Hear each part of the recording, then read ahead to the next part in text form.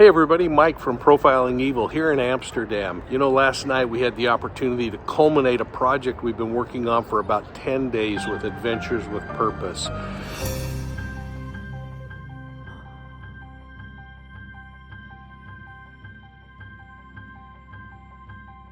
The idea, try to find a missing Idaho teen. He disappeared 5 years ago, and the case has gone unsolved since then. The local police have been unsuccessful tracking him down.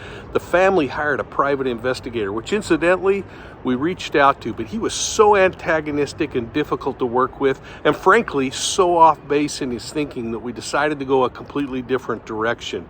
And we looked at the case the way that cops look at cases. We looked at it behaviorally. We looked at the physical and forensic evidence.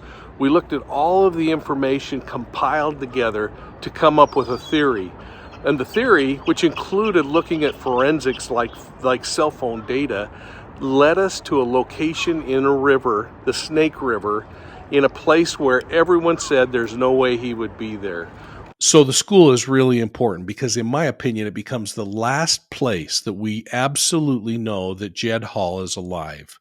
Now, we don't know what happened to him after, but here's something we also know, that a forensic examination of his phone revealed that it was located at 6:48 a.m., approximately 2.25 miles to the northeast of his home, somewhere near the Snake River at I-15 and Highway 20. So what does that mean for Adventures with Purpose? It means that the area of the last ping has to be eliminated from the possibilities. Now, we know that that ping happened off of a cell tower that was located just east of the airport. Based on the location of the cell tower, we can theorize that Jed's phone was in this area at 6:48 a.m. Now, I say his phone because we don't know. Something could have happened to this kid, and somebody could have taken his phone and thrown it into the river. We just don't know, but I don't think it's probable. I think it's more probable that he had the phone with him. Now, using maps and geography, we can also theorize that the phone could have possibly ended up in that Snake River. Now, think about this. The current is running southward. So now, using geography, we can theorize that the phone, which in my opinion really means this young man and his vehicle, must have entered the river upstream for it to end up in this area that we're theorizing, based on some of the forensics that we know about, that phone was last seen. That leaves only a few locations where the boy could have gotten into the river on his own. Now, using this great 3D imagery from my friends at NearMap, I find it less likely that he catapulted off Highway 20's bridge.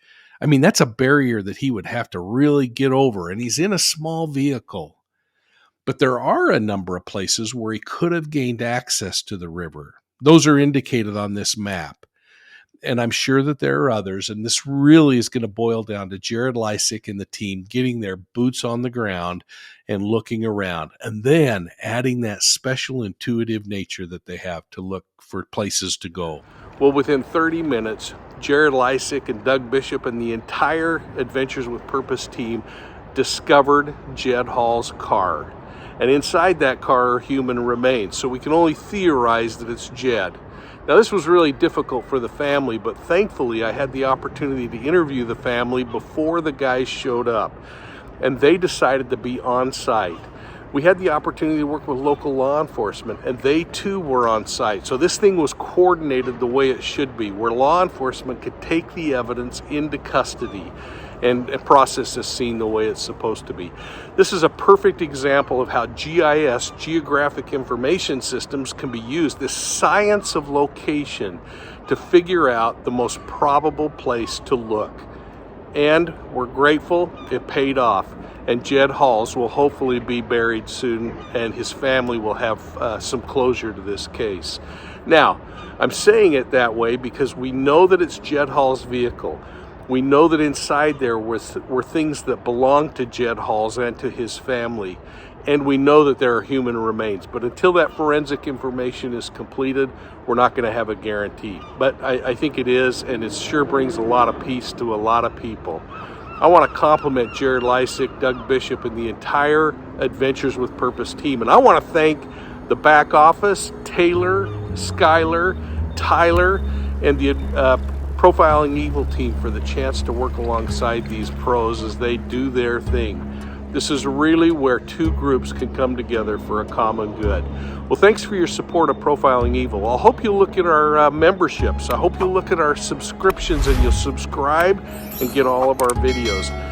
And from all of us at Adventures with Purpose and Profiling Evil, and me, clear around the world, thanks so much for your support. We'll see you soon at the next crime scene.